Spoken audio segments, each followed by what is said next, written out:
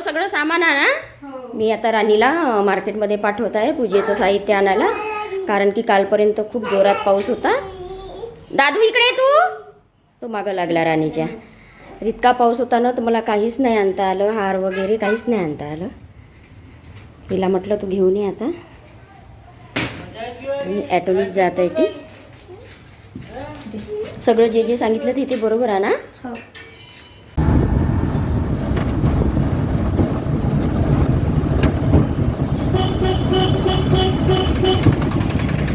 Mummy का करत आहे? काय नाही, तयारी. पांढरी साडी नेसली आज. चला चल दादा.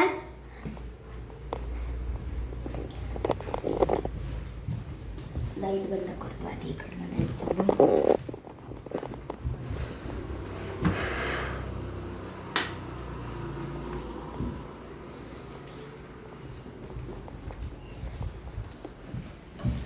दादू कुठे गेला?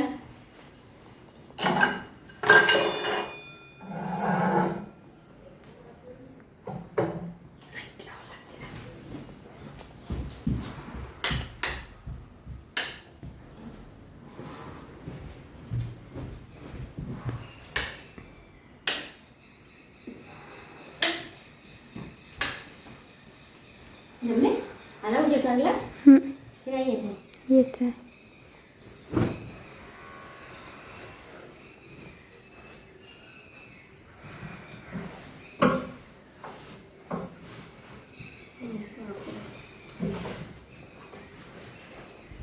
तर काय आहे आज आपल्या घरी? काय आहे आज आपल्या घरी? आज आहे वर्षावासाची सुरुवात. आज आषाढ पौर्णिमा म्हणजेच गुरुपौर्णिमेनिमित्त आपण जे बुद्धिस्ट लोक आहे तो आपला एक सणच आहे वर्षावास म्हणून. तर आज त्याची सुरुवात आहे, त्याच्यामुळं ही मी घरी पूजा मांडत आहे. वर्षावास म्हणजे ग्रंथ वाचन वगैरे.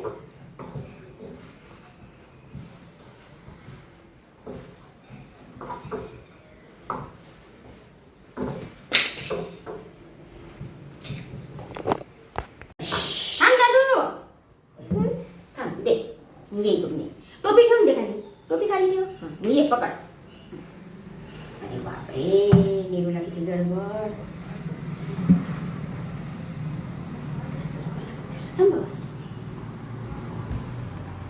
हार काढले का? नाही काढतो. थांब बाबू, फाडशील घे. पकडून नाही. थांब थांब. हो मी काढते, थांब.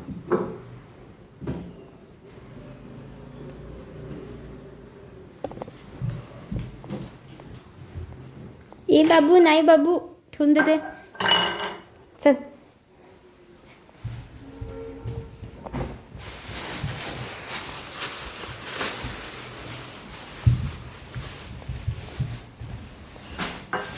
थांब दादा.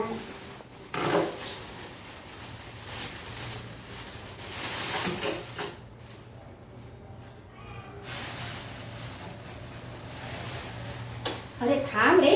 बाबू करते. अरे बाबू करते, बाबूला नाही करता येत. बाबू मोठा झाल्यावर करण. थांब थांब थांब, मी बाबू तडा झाला इथं. तिसरा हार कशासाठी मागवला? ते फुलं पाहिजे ना, मग अशी फुलं देत नाही. नाही पण मी तर मागितले. नाही ते तसे थोडेसे टाकून देते, पण असे जर पूर्ण फुलं मागितले ना तर फुलं देत नाही.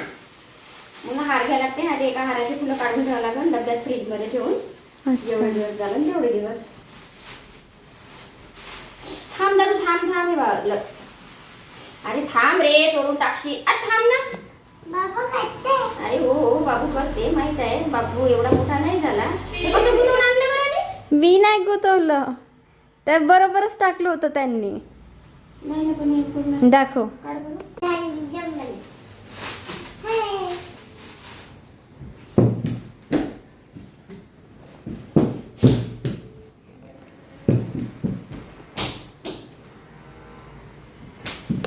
असं होतं? नाही, तसं नव्हतं.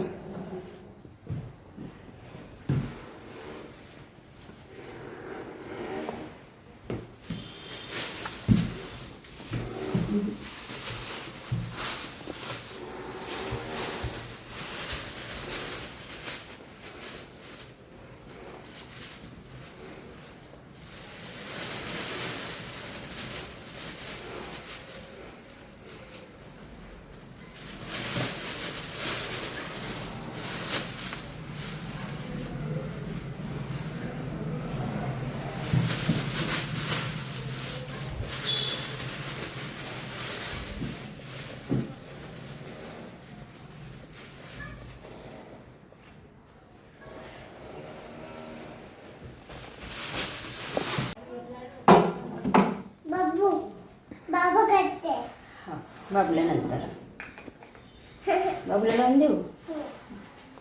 बाबूची खूपच गडबड आहे. अच्छा.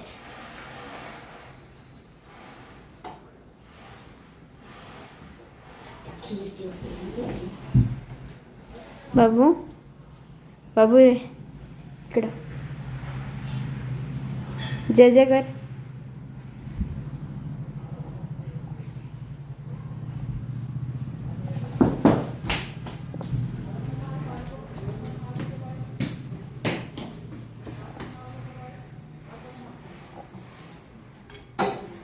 दादू थांब तू. नाही नाही आता नाही, कपडे खराब होते सगळे. एकदाच लावावं लागते. घेतलं खीरचं घेतलं. हो. बोल नाही तसं ना आपलं त्याच्या सगळं. आज माहीत नाही हारच काम गुतून राहिले का एवढे. मग अशीच काढला पुन्हा गुतला. ये दादू ये. ए दादू चप्पल बरोबर कर. घे बाबू जा. धर, ये पकड. अच्छा. देव बाबा हा देव बाबा. देव बाबा हा देव बाबा. ये इकडनं ये पकड. हा हा पकड. अच्छा देव बाबा देव बाबा. सोडा आता. हा सोड मी ठेवते. अरे ओढू नको तसा. झालं झालं.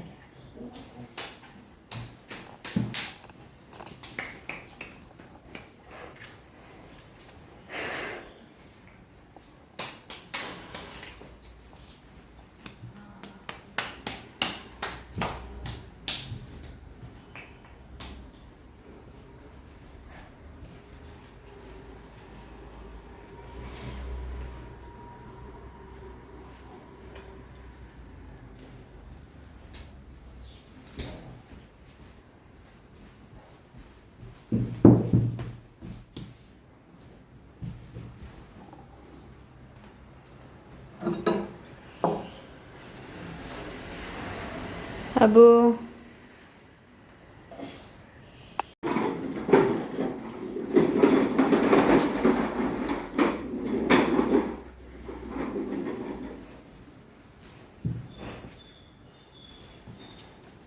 नाही.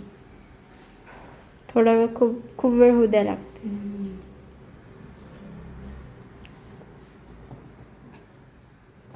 बाबू करते. बाबू तिकडे करते. बाबू करते.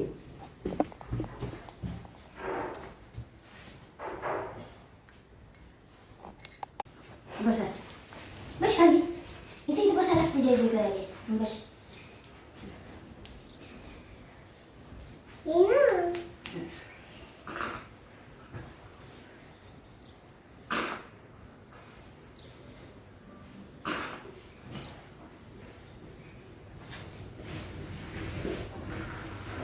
ना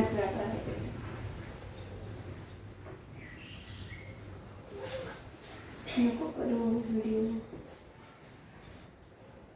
नमो तस्स भगवतो अरहतो सम्मा संबुद्धस्स. नमो तस्स भगवतो अरहतो सम्मा संबुद्धस्स.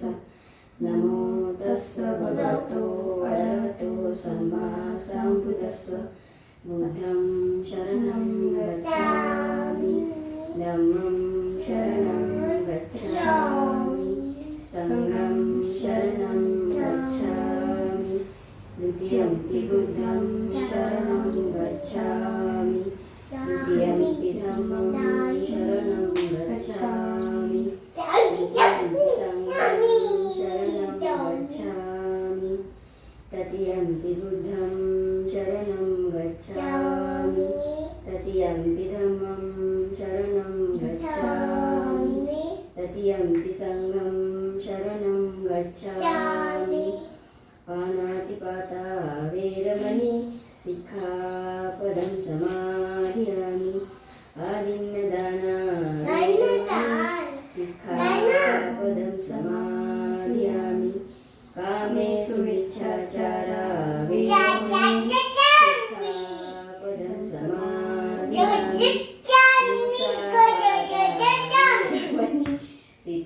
सिक्खापदं समादियामि सुरामेरमज्जपमादठाना वेरमणि सिक्खापदं समादियामि साधु साधु साधु। भगवान बुद्ध की जय, डॉक्टर बाबासाहेब आंबेडकर की जय। पुस्तक आहे. अच्छा, आले बापाले, सुखी रहा. Oh my God. चष्मा दे ना, चष्मा दे ना. दिला ना चष्मा, ते काय ते पा बरं. काय डोक्यावर का लग्न लावून राहिला का? हं? काय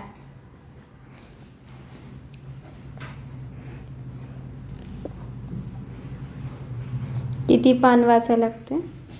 असं काही नाही, आपल्या याच्यावर आहे. मी 3 पानं वाचतो रोज. आणि किती वेळा रे?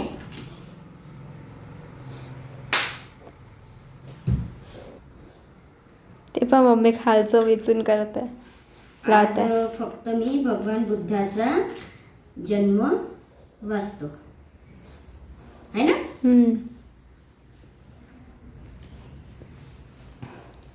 मला पाहू दे मी आधी काय काय वाचत होतं. त्यांचा धम्म जन्मा किती वेळा काढली लावची. जन्मापासून परिव्रज्येपर्यंत कुळ. ख्रिस्तपूर्व 6व्या शतकात उत्तर भारतात सार्वभौम असे एक राज्य नव्हते. बाबू संबंध देश निरनिराळ्या अनेक लहान मोठ्या राज्यात विभागला गेला होता. त्यापैकी काही राज्यांवर एका राज्याची सत्ता होती, तर काहीवर एका राज्याची सत्ता नव्हती. राजाची सत्ता असलेली राज्ये संख्येने एकूण 16 होती आणि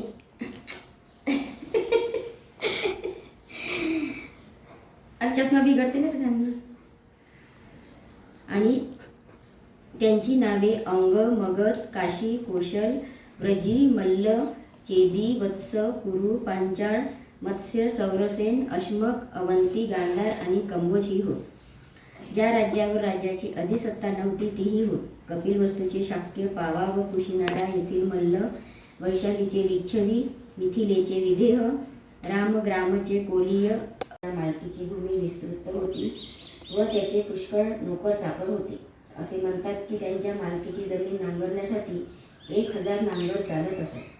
तो ऐशोआरामात राहत होता. त्याचे अनेक महाल होते. हॅलो, नमस्कार आणि जय भीम सर्वांना. तर आज आखाडी पौर्णिमा आहे, म्हणजे गुरुपौर्णिमा. आणि ह्या गुरुपौर्णिमेपासून वर्षावासाला सुरुवात होत असते.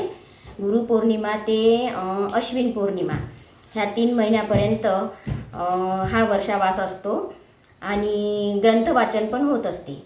आता ग्रंथवाचन हे फक्त विहारात करतात.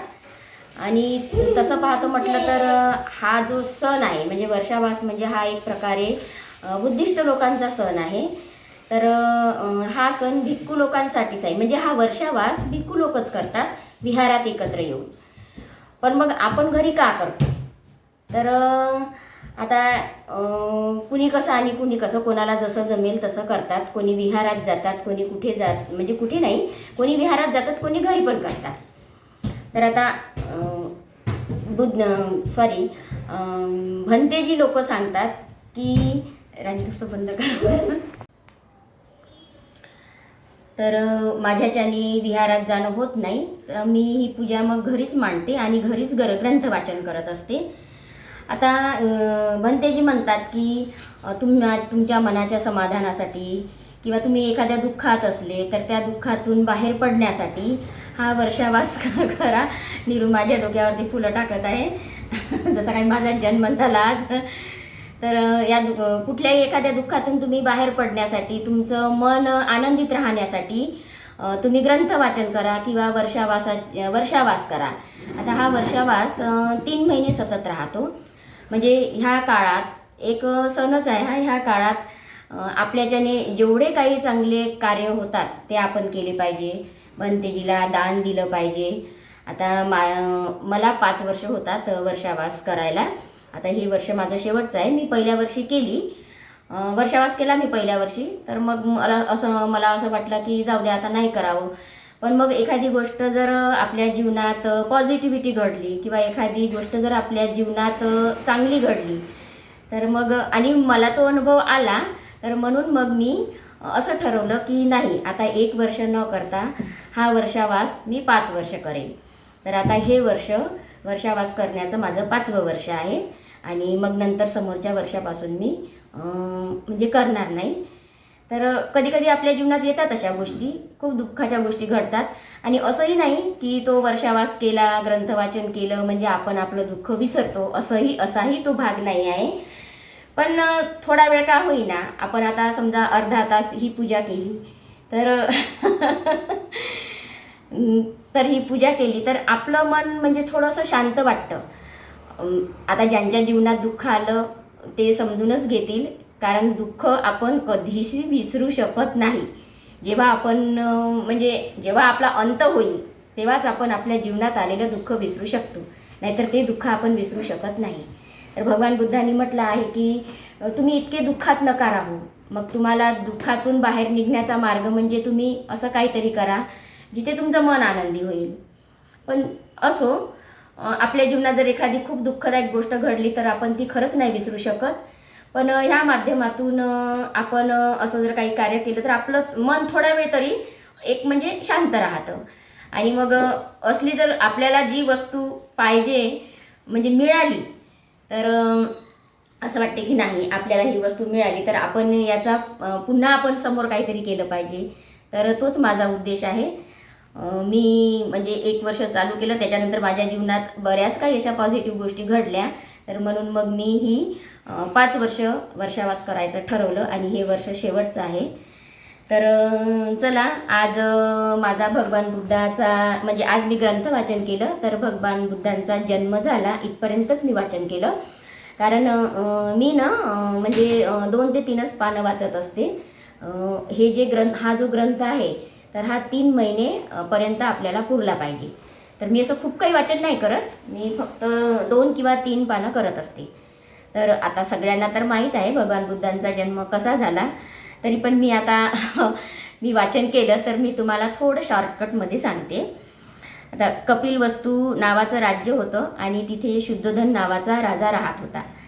तर शुद्धोधनाचा विवाह हा महामायेशी झाला. आता शुद्धोधनाला सिद्धार्थ गौतम हा पुत्र झाला, त्यांच्या जन्माची ही कथा आहे. तर शाक्य लोकात प्रतिवर्षी आषाढ महिन्यात येणारा हा एक उत्सव पाळण्याची प्रथा होती.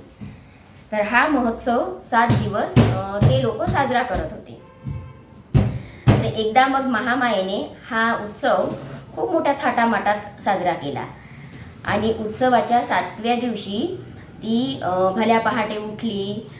तिने छान सुगंधी पाण्याने आंघोळ केली, दानधर्म केला आणि खूप सारा अलंकार घालून, म्हणजे आता राण्या महाराण्या त्या काळात खूप छान सजून राहत होत्या, त्यांचे अलंकार वगैरे खूप सारे राहत होते. तर ती छान साज शृंगार करून म्हणजे निद्रेसाठी म्हणजे शयनगृहात ती झोपण्यासाठी गेली. आणि त्याच रात्री शुद्धोधन व महामाया यांचा एकांत होऊन महामायेला गर्भसंभव झाला, म्हणजे ती गर्भवती राहिली.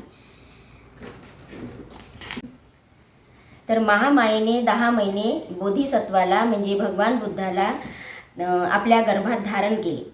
मग तिचा प्रसूती काळ जवळ आला. तर प्रसूतीसाठी तिला माहेरी जायची इच्छा झाली. म्हणजे आता पण होते प्रत्येक स्त्रीला, पहिल्यांदा जर गर्भवती राहिली तर तिला माहेरी जाण्याची इच्छा होते. तशीच महामायेला पण इच्छा झाली तिच्या माहेरी जाण्याची. तर महामाया तिच्या पित्याच्या घरी जात असताना एक सुंदरसं वन लागलं, छान फुलांनी बहरलेलं आणि गर्द गर्द हिरवगार असं वन. तर त्या वनाचं नाव होतं लुंबिनी वन.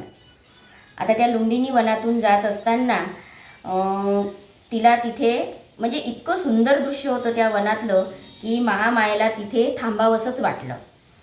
म्हणून तिने पालखी थांबवायला सांगितली आणि ती पालखीतून उतरली व तेथील एका सुंदर शाल वृक्षाच्या बुंध्याशी चालत गेली.